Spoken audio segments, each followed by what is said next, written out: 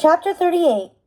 Marian and Cluck barely spoke on their way home from the Rose and Thorn, each lost in her own thoughts. Marian couldn't calm her emotions, which were alternating between hopelessness and fury. How was she ever going to look that sneaky snake in the eye, knowing what he might have done to her uncle? And then there was Prince John himself. What had his role been in all of this? If only we knew for sure Sir Hiss acted alone, she said, thinking aloud. I could go to John and let him know what really happened at the inn. But what if John already knows? What if he gave the orders himself? He did stand to gain a lot from Richard's death, Cluck pointed out. He got to stay in power. But that's the thing that confuses me. He never wanted the power. He didn't even want to take over temporarily when Richard left. John is greedy and selfish, but he's also quite lazy, and Richard was the only family he had left, his beloved mother's son. Cluck tapped her beak. She said. Well, you did say you thought John might be being controlled somehow by Sir Hiss. What if the snake seeds the idea in his brain, made him think he wanted his brother dead, even if he actually didn't? I feel like we should talk to him, Marian determined. Ask him some seemingly innocent questions about his brother. You know how he is. He loves to talk, and he might accidentally let something spill. She paused, then made a face. Well, unless that murderous snake is slithering around, that is. When is he not? Cluck replied with a snout. Why, I think the only time they're not together is during His Majesty's multiple daily naps. Marian stared at Cluck, an idea surfacing in her mind. That's it, she exclaimed. What is? What if we paid him a visit while he's sleeping? Marian asked, her heart beating fast with excitement as the plan formed in her mind. It was outrageous. It might not work, but if it did, we could sneak in through the hidden passageways. I bet he has a doorway in his fireplace, too. This way we can be sure to get him alone. Until he wakes and sees us and calls for his gods. Marian considered this. Yes, that would be bad, she agreed. Though, she pursed her lips, what if he thought it was all part of a dream, and that he was talking to someone else, not us? I'm not following, Cluck admitted. What are you saying? Marian turned to her attendant, a grin spreading across her face. I'm saying, what if Prince John was paid a nighttime visit by dear old Mummy herself? Prince John was snoring loudly. Marian could hear it all the way down the stairs as she and Cluck slipped through the hidden castle passageways late that night to get to his room. She had wondered at first that they'd have a hard time locating the princess's chambers. Turned out the direction was very obvious and very loud. They stopped outside his door, identical to the one that led into her own chambers. Marian glanced at Cluck with a nervous smile. How do I look? She whispered. Like a real queen, Cluck replied with a grin, nodding to Marian's current ensemble.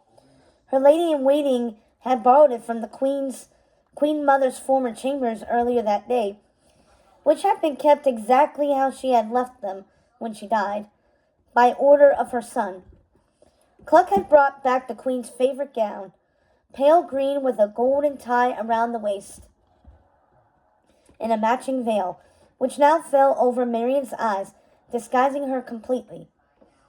On her head, she wore a golden circlet, the Queen's crown. Now to be careful, Cluck warned. If he starts acting suspicious, get out quickly. We'll figure something else out. But whatever you do, don't let him recognize you. Marian nodded. I won't. Just leave it to me. Slowly, she pushed at the door. It opened with a loud creak. Clearly, this one hasn't been used in years. Marian froze for a moment as John snored loudly, rolling over in his sleep. She waited breathlessly until he settled back into rhythmic snores. Then she turned to Cluck. All right, she said. You know what to do. Cluck nodded, holding up her torch. As Marion slipped around the roaring fire in the hearth and into the room, the light flickered eerily, casting strange shadows on the wall. Cluck then poured a bit of water on the fire, causing it to hiss and sputter, and soon a bloom of smoke poured into the room, thanks to Cluck's fanning the flames. Once the scene was properly ghostly, Marion let out a long moan, soft at first, then growing louder, then louder. Still, when Prince John refused to wake up, and just as she was starting to worry that he'd sleep through it all, he suddenly sat up in bed, grunting and snorting. 5 more minutes, Mummy, he begged, then dropped back to his pillow, thumb in his mouth. But I've come all this way to see you, my son, Marion said, trying to keep her voice low and haunting. Prince John froze. He sat up in bed, rubbing his eyes. When he pulled his paws away, his jaw dropped comedically. Mummy, he cried, is that really you? It is I, my son, Marion said, come back from the grave to pay you a visit. Oh, Mummy, Prince John blubbered, you're really here. I've missed you so much. It's not the same here without you, you know. No songs or stories or hugs. I know, my son, Marion said soothingly. I miss you too. But she drew in a breath. Where is your brother? Where is Richard? I have searched the castle and cannot seem to find him. For a moment, John looked confused. Then the words tumbled from his mouth in a rush. He betrayed me, Mummy. He was on his way back to the castle to kill me and take back the throne for himself. Can you believe it? My own brother, wanting me dead. He looked so distraught. Marion almost felt bad for him. Clearly, Sir Hiss had used this lie to get his master to go along with his evil plan. And gullible Prince John fell for it, hook, line, and sinker. She suddenly felt the urge to shake him.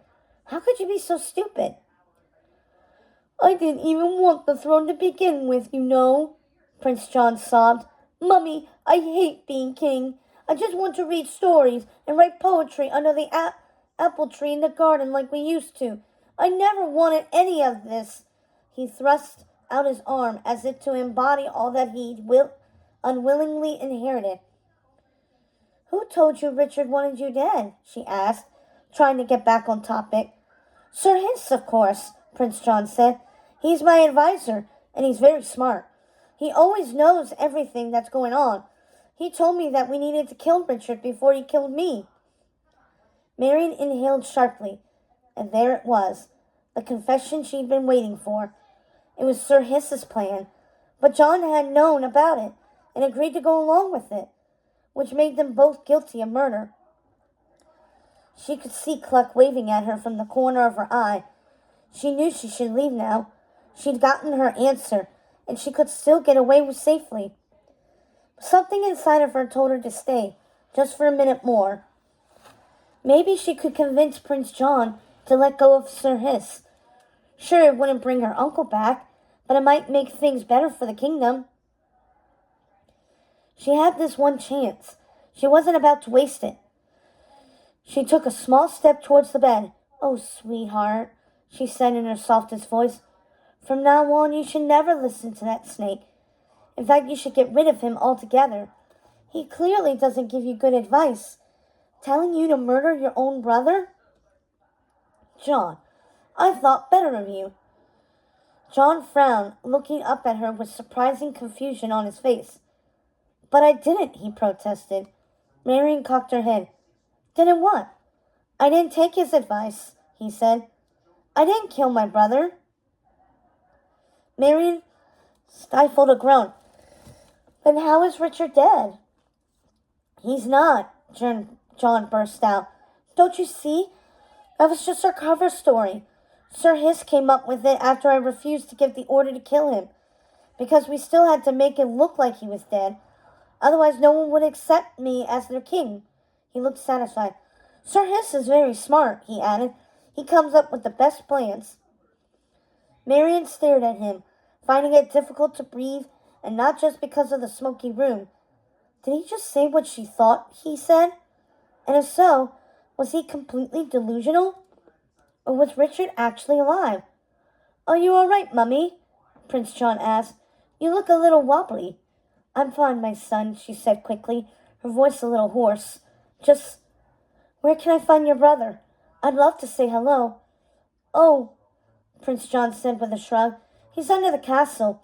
There's a special safe room down there. It was originally built as a place for nobles to hide in if the castle came under siege. It's quite lovely, actually, though Richard doesn't seem to appreciate it, if you ask me. He's always groaning and moaning and such, he frowned. It's like he blames me or something. Sir Hiss says not to worry about it, but it bothers me, you know. After all, I saved his life. If Marian's heart had been beating fast before, now it felt as if it would leap out of her throat. Her mind whirled, trying to process it all. A safe room below the castle, groaning, moaning, just like her castle ghost. Had King Richard been the castle ghost all along?